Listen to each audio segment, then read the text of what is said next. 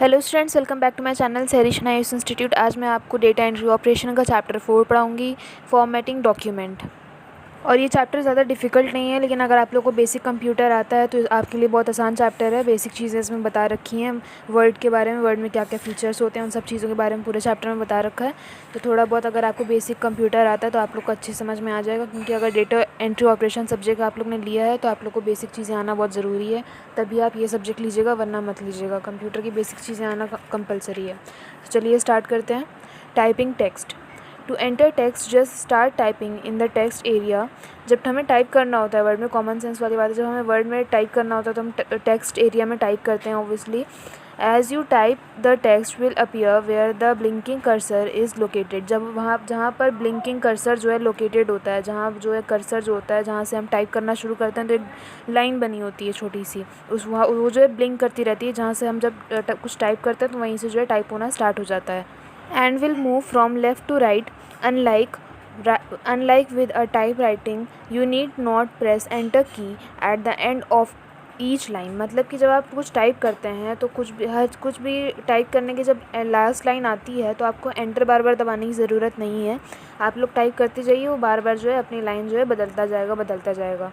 तो आपको बार बार उसमें एंटर दबाने की ज़रूरत नहीं पड़ती अगर नेक्स्ट लाइन में आप लोग को शिफ्ट होना है तो। Word continuous to let your text wrap. Move to the next continuous line around until you are ready to start a new paragraph. To break a continuous line and move to a new paragraph, press enter key at the end of paragraph। मतलब अब जैसे अगर आप लोग को आपने कुछ type किया, पैराग्राफ आपने टाइप कर लिया, उसमें बार बार आपको एंटर दबाने की ज़रूरत नहीं है लाइन में नेक्स्ट लाइन में शिफ्ट होने के लिए। लेकिन जब आपको अगर पैराग्राफ बदलना है, जैसे एक पैराग्राफ आप लोग का कंप्लीट हो गया, फिर आप लोग को नेक्स्ट पैराग्राफ में जाना है, तब आप एंटर दबा सकते हैं। तो फिर आपका नेक्स्ट पैराग्राफ जो है स्टार्ट हो जाएगा, वहाँ से फिर आप कंटिन्यूस टाइप कर सकते हैं। जैसे कि इसमें आपको प्रैक्टिकली करके दिखा देती हूँ। जैसे हमारा ब्लिंकिंग कर्सर है ना, ये ब्लिंक कर रहा है, यहाँ से हम जो है टाइप करना स्टार्ट करेंगे तो अपने आप टाइप होता चला जाता है ना। उनके लिए बता रही हूँ जिनको थोड़ा अभी बेसिक्स नहीं आते हैं, उनको डाउट होता है। तो अब यहाँ से जब जो भी हम टाइप करेंगे नेक्स्ट लाइन में शिफ्ट होता जाएगा, हमें बार बार एंटर नहीं करना पड़ेगा। देखिए बार बार नेक्स्ट लाइन में जो है शिफ्ट हो रहा है, हम लिखे जा रहे हैं, नेक्स्ट लाइन में शिफ्ट हो रहा है। ऐसे ही कुछ भी लिख के दिखा रही हूँ, क्योंकि असली चीज़ टाइप करने में थोड़ा टाइम लगेगा। देन अब जैसे हमें पैराग्राफ करना है, दूसरा पैराग्राफ स्टार्ट करना है, तो हम एंटर दबाएंगे। तो एंटर दबाने के बाद जो है नेक्स्ट जो कर्सर जो है शिफ्ट होता चला जाएगा। चाहे आपको और कई लाइंस छोड़ के करनी हो या एक ही लाइन मिस करके लिखनी हो, तो वो आप पे डिपेंड करता है कि आपको कैसे लिखना है। तो जैसे आप एंटर दबाएंगे तो ऐसे ऐसे गैप हो के लिखना स्टार्ट हो जाएगा, या नेक्स्ट लाइन पैराग्राफ स्टार्ट हो जाएगा। अब इसके आगे आता है दूसरा टॉपिक, डिलीटिंग टेक्स्ट। जो भी हमने लिखा है उसे हम डिलीट कैसे करें। Use the backspace and delete keys on the keyboard to delete the text. Backspace will delete the text to the left of the cursor. Replacing text in document. Deleting text is a fairly easy task in word. मतलब कि जो भी हम delete करते हैं, अगर किसी को बेसिक्स आते हैं तो उसे पता होगा कि हम कुछ डिलीट करते हैं, बैक स्पेस क्लिक करते हैं तो हर चीज़ डिलीट होती जाती है, कट होती जाती है। और हर चीज़ डिलीट करने के भी अलग अलग तरीके होते हैं, तो वो भी इसमें जो आगे जो है रिप्लेसिंग टेक्स्ट डॉक्यूमेंट वाला जो पैराग्राफ है उसमें डिटेल में बताया, स्टेप्स बताएं कैसे होता है। तो अगर आप एग्ज़ाम में ये क्वेश्चन आता है तो आप लोग एक बार पढ़ लीजिए, चाहे स्क्रीनशॉट ले लीजिए, याद कर लीजिए आप लोग कि आप लोगों को लिखना क्या एक्चुअल में। और मैं आप लोग को जिनको समझ में नहीं आ रहा है उनको प्रैक्टिकली एक बार उनके लिए मैं करके दिखा देती हूँ, जिनको कंप्यूटर के बेसिक्स जो हैं सही से नहीं पता है। कि जैसे हमने इसमें कुछ लिखा हुआ है, तो अब हम अगर बैक स्पेस दबाएंगे, कंटिन्यूअस दबाएंगे, तो अगर हमें डिलीट करना है तो जो है स्क्रीन में आप देख सकते हैं ये जो है हटता जाएगा, डिलीट होता जाएगा सारा। तो ये एक तरीका ये है डिलीट करने का। और उसके बाद दूसरा तरीका है कि जैसे कि आप लोग जो है कुछ सिलेक्ट करते हैं, इस तरह से आप लोग को सिलेक्ट करना है। देन उसके बाद आपका जो लैपटॉप है या कंप्यूटर है उसका जो माउस का लेफ़्ट बटन आप दबाएंगे तो उसमें एक ऑप्शन ये सब आ जाएंगे, उसमें कट का ऑप्शन होगा। कट करेंगे आप लोग, इस तरह से वो डिलीट हो जाएगा। डिलीट का भी ऑप्शन आता है, कट का भी ऑप्शन आता है, दोनों तरीके हैं, उसमें से आप लोग कुछ भी दबा सकते हैं तो वो जो है आपका डिलीट हो जाएगा। जैसे हमने ये सिलेक्ट करा, देन हमने लेफ़्ट बटन क्लिक करा, कट का ऑप्शन आया, कट क्लिक करा और ये कट हो गया, मतलब डिलीट हो गया। तो ये भी ऑप्शन है एक। चलिए अब आगे पढ़ते हैं, फॉर्मेटिंग टेक्स्ट। फॉर्मेटिंग टेक्स्ट के बारे में पढ़ते हैं कि sometimes it may happens that some characters would have to be represented in a particular style of manner. The application of the styles to open or more characters is called formatting. Characters, numbers, letters, punctuation marks and special symbols that appears in the document. Font style of appearance of a character. Font are used for laying emphasis for all particular word, sentence or paragraph. Style bold, italic, underline and bold italic. Formatting, adding effects like bold, italic, underline, etc. enhance the appearance of the characters of word. Spacing, amount of horizontal space on a line for each character regardless of the width for each character. मतलब इन सब चीज़ों में बता रही हूँ आप लोग को एक बार मैं समझाऊंगी कि जैसे इसमें वर्ड के फीचर्स के बारे में बता रहे हैं कि हम जैसे फॉर्मेटिंग टेक्स्ट, जैसे हमने कुछ भी टाइप करा है, हमने कुछ भी लिखा है, पूरा पैराग्राफ लिखा है या फॉर एग्जांपल एक ले लेते हैं, ऐसे लिखा है हमने पूरा, तो ऐसे में हमें जो जो भी चेंजेस करने हैं या डिफरेंट स्टाइल करना है, लिखने का स्टाइल बदलना है, तो वो सारी चीज़ें मतलब जो वर्ड में ऑप्शंस होते हैं तो उससे जो है हम अपना वर्ड जो है सारे जो पैराग्राफ है उसको हम बोल्ड, इटैलिक, कलरफुल, कलर बदल सकते हैं, स्टाइल बदल सकते हैं, लिखने का राइटिंग बदल सकते हैं मतलब एक तरह से, और हमें ब्रैकेट में करना है और अंडरलाइन करके लिखना है कैसे, तो सारी चीज़ें जो है एडिटिंग जो है पूरी हो जाती है, फॉर्मेटिंग हो जाती है। वर्ड में जो ये सारे ऑप्शंस होते हैं उसके नीचे यही दिखा रखा है कि changing font style, font size और कलर, मतलब कि आप स्टाइल चेंज कर सकते हैं, कलर चेंज कर सकते हैं, तो सारी चीज़ों का उसमें ऑप्शंस होता है ऊपर जो होम पेज दे रखा होता है, उसमें जो है सारी चीज़ों के लिए सारे ऑप्शंस होते हैं कि उसमें से हमें क्या क्या चीज़ें चेंज करनी है अपने टेक्स्ट में, वो सारी चीज़ें हम कर सकते हैं। बोल्ड, इटैलिक या जैसे मैंने अभी सारा बताया कि आप लोग को अल्फ़ाबेट्स का स्टाइल चेंज करना है, वो सब हम कर सकते हैं। तो उसके बाद आगे आता है फॉर्मेट फ़ॉन्ट फेस। इसमें जो है बहुत सारे फ़ॉन्ट्स होते हैं जैसे कि आप लोग ये पिक्चर में देख रहे हैं। इसमें जो भी हम टाइप कर रखा होता है हमने टेक्स्ट, उसको हम चेंज करके यहाँ से जो भी डिज़ाइन का स्टाइल का हमें चाहिए होता है टेक्स्ट, वैसे हम क्लिक करके कोई सा भी हम चूज़ कर सकते हैं ऑप्शन, और उसी के यहाँ पे जो है स्टेप्स बता रखे हैं, तो ये आप लोग पढ़ लीजिएगा क्योंकि अगर एग्ज़ाम में आया तो आप लोग को लिखना होगा ये।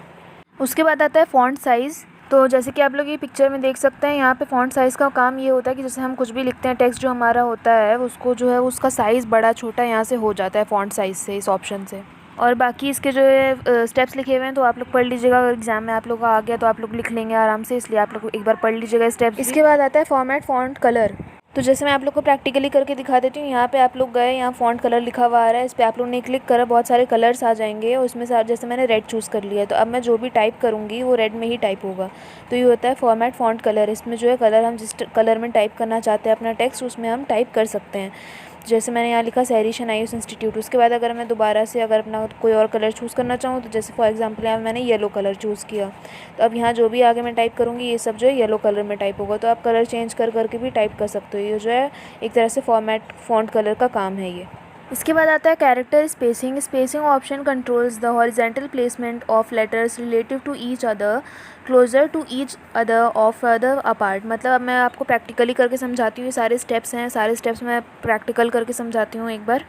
यहाँ पे जैसे हमने सहरिश नाइस इंस्टीट्यूट, हमने जैसे एक सेंटेंस एक लिखा हमने, और उसके बाद जो है हम जैसे इसको अब सिलेक्ट कर लेते हैं। सिलेक्ट करने के बाद हम यहाँ पे क्लिक करेंगे Alt+OF, जिससे कि ये जो है Alt+OF दबाने के बाद ये ऑप्शन सारे खुल जाएंगे। यहाँ पे जो है हम सारी चीज़ें एक साथ बदल सकते हैं। जैसे हमने ये फ़ॉन्ट चेंज कर दिया, हमने साइज़ जो है 20 रख दिया तो साइज़ बड़ा हो गया, और यहाँ पे जो है हम मतलब सहरिश नाइस इंस्टीट्यूट में दिखा रहा है यहाँ पे कैसे साइज़ हो रहा है। उसके बाद हम कलर बदल देते हैं। तो जैसे रेड चूज़ करा मैंने तो रेड कलर का हो गया। यहाँ पे अंडरलाइन का देख लेते हैं, अंडरलाइन हो गई, और यहाँ पे अंडरलाइन का कलर है तो हमने जो भी चूज़ कर लिया, थोड़ा डार्क कलर लेते हैं। जैसे ये वाला हमने कलर चूज़ कर लिया तो ये डार्क अंडरलाइन हो गई। उसके बाद हमने ओके कर दिया। तो ये जो है हमारा इस तरह से जो है, और भी चीज़ें हैं, और भी चेंजेस अगर आप लोग करना चाहें तो कर सकते हैं। वीडियो बहुत लंबा ना हो जाए इसलिए मैंने फटाफट जल्दी शॉर्टकट में बताया है। इसके बाद आता है रिमूव बुलेट्स। मैं रिमूव बुलेट्स के बारे में बताया, लेकिन बुलेट्स एक्चुअल में होते क्या है मैं दिखा दूँ आप लोग को एक बार। जैसे ये सारे जो हैं आप लोग को लोगोस दिख रहे हैं, सारे जो हैं बुलेट्स होते हैं। जैसे हमें कुछ भी लिखने से पहले कुछ भी ऐसे इस टाइप का लोगो लगाना हो तो इसे हम कहते हैं बुलेट्स। तो हम इसमें से काफ़ी सारे अलग अलग डिज़ाइंस चूज़ कर सकते हैं। अलग अलग तरीके भी होते हैं। जैसे इसमें हो गया कि 1 2 3 करके डालना है, हमें ABCD करके डालना है। तो अब जैसे इसमें हमें ऐसे करके डालना है कि हमने कुछ लिखा, देन हमने एंटर क्लिक किया तो सेकंड पॉइंट ऐसे आएगा, थर्ड पॉइंट ऐसे आएगा, फोर्थ ऐसे आएगा। तो इस तरह से जो है अलग अलग स्टाइल होते हैं, सारे अलग अलग फ़ॉन्ट एक तरह का होता है, बुलेट्स होते हैं। और जैसे इसमें भी अलग अलग स्टाइल होते हैं कि हमें इस स्टाइल से लिखना है, इस स्टाइल से लिखना है। तो इसमें से हम बहुत सारे ऑप्शंस होते हैं तो हम चूज़ कर सकते हैं। जैसे ये हो गया, मैंने सिलेक्ट करा तो ऐसा स्टाइल हो गया बुलेट्स का। और जैसे ये सारे बहुत सारे बुलेट्स हैं, इसमें से हम कोई सा भी चूज़ कर सकते हैं। तो ये जो होता है बुलेट्स का डिज़ाइन होता है, जिसमें से हम कुछ भी लिखने से पहले जो है बुलेट्स अगर लगाना चाहें तो हम लगा सकते हैं। उसके अलावा रिमूव बुलेटिंग स्टेप्स जो हैं सारे, ये आप लोग पढ़ लीजिएगा, एग्जाम में आएगा तो लिख लीजिएगा। इसके बाद आता है स्पेलिंग एंड ग्रामर। ये तो आप लोग को पता ही होगा कि इसमें फ़ीचर ये है कि अगर कुछ भी गलत होता है, हम जो भी, मैं अपनी लैंग्वेज में हिंदी में आप लोग को समझा देती हूँ, आप लोग पूरा पैराग्राफ पढ़ लीजिएगा कि जैसे कुछ भी हम लिखते हैं, पैराग्राफ लिखते हैं, जो भी लिखते हैं हम इसमें, तो जो भी मिस्टेक्स हमारी स्पेलिंग मिस्टेक्स होती हैं वो जो है रेड अंडरलाइन होके आ जाती है, या हम चाहें तो करेक्ट भी, मतलब ऑटोमेटिकली करेक्ट भी हो जाती है। तो वो सारी चीज़ें मतलब ऑटोमेटिक करेक्ट भी हो जाता है इसमें, जो भी गलत होता है रेड अंडरलाइन करके आ जाता है, जो सही होता है ग्रीन अंडरलाइन करके आता है। तो ये भी एक अच्छा फ़ीचर है वर्ड का। इसमें सारी मिस्टेक्स जो हैं हमारी पता चल जाती हैं, ऐसा नहीं कि हमारी गलत चीज़ें दिखेंगी नहीं, जो हमारी मिस्टेक्स हैं उसमें रेड अंडरलाइन होके आ जाएगा, तो हमें पता चल जाएगा। आप लोग स्टेप्स भी पढ़ लीजिए इसके कि हम कैसे करेक्ट कर सकते हैं, और सारे स्टेप्स भी लिखे हैं और पैराग्राफ भी लिखा है, वो पढ़ लीजिएगा। एग्ज़ाम में अगर आएगा तो आप लोग लिख भी लेंगे, और मैंने हिंदी में अपना समझा दिया आप लोग को, ताकि आप लोग को आराम से समझ में आ जाए। एक बार बस आप लोग रीड कर लीजिएगा, नहीं तो आप लोग एग्ज़ाम में लिख नहीं पाएंगे। उसके बाद आता है header and footer setting. English में आप लोग पढ़ सकते हैं, ऊपर मैंने पैराग्राफ दे रखा है, मैं आप लोग को प्रैक्टिकली समझा देती हूँ। जैसे आप लोग इंसर्ट पे गए, यहाँ पे फुटर है और ये हेडर है। तो अगर जैसे हम हेडर पे क्लिक करते हैं तो जैसे इस तरह का, जैसे हेडर का मतलब क्या होता है, ऊपर की तरफ जो भी जैसे आता है ना, जैसे मैं आपको अभी क्लिक करके दिखाऊंगी, जैसे इस तरह का हो गया, ये हो गया। तो इस जैसे और भी बहुत सारे होते हैं इसमें, अगर नीचे भी आप लोग देखें तो इसमें बहुत सारे स्टाइल्स हैं जो हेडर में, मतलब में ऊपर की तरफ आप लोग को चाहिए होता है। जैसे बुक्स हमारी होती हैं तो हमारे चैप्टर का जो स्टार्टिंग होता है, ऊपर की तरफ जो चैप्टर लिखा होता है, स्टाइल जो लिखा होता है, वो हेडर होता है, और नीचे जो पेज नंबर्स वगैरह टेक्स्ट लिखे होते हैं वो जो होते हैं फुटर होते हैं। तो जैसे पेज नंबर हो गया, ये जो हो गया फुटर हो गया। तो जैसे नीचे बुक में अगर आप लोग देखें तो कुछ लिखा रहता है NIOS या बुक का नाम, उसके बाद पेज नंबर, तो ये सब चीज़ें जो है ये हेडर फुटर में आती हैं।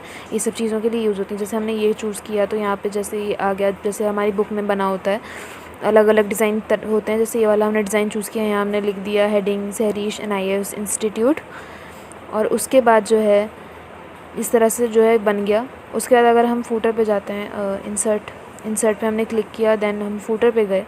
फुटर पे हमने कोई सा ऑप्शन चूज़ किया, जैसे कि अगर हम ले लें ये वाला, तो यहाँ पे जैसे हमने लिख दिया, जैसे बुक में हमारे नीचे लिखा होता है कुछ ना कुछ, यहाँ हम लिख देते हैं NIOS लिख दिया हमने, ठीक है। उसके बाद जैसे यहाँ पे आ गया पेज नंबर 1, तो ये बुक वगैरह में जैसे यूज़ होती है ये चीज़। जैसे बुक में चैप्टर नंबर ऊपर है, हेडर में है, उसके बाद फुटर में नीचे कुछ अलग डिज़ाइन देना है, तो ये सब चीज़ें जो हैं इसमें यूज़ होती है। जैसे ऊपर ये आ गया, फुटर नीचे, हेडर ऊपर, फुटर नीचे, इस तरह से जो होता है हेडर फुटर का काम होता है ये। और बाकी thanks for watching my video friends. मेरी वीडियो पसंद आई हो तो प्लीज़ लाइक करिएगा, और मेरे चैनल को प्लीज़ सब्सक्राइब करिएगा, और मेरी वीडियोज़ NIOS की और बच्चों को शेयर भी करिएगा ताकि उनको भी हेल्प मिलती रहे। और प्लीज़ चैनल को सब्सक्राइब करिएगा ताकि मेरे और भी सब्जेक्ट की वीडियोज़ आप लोग देख सकें।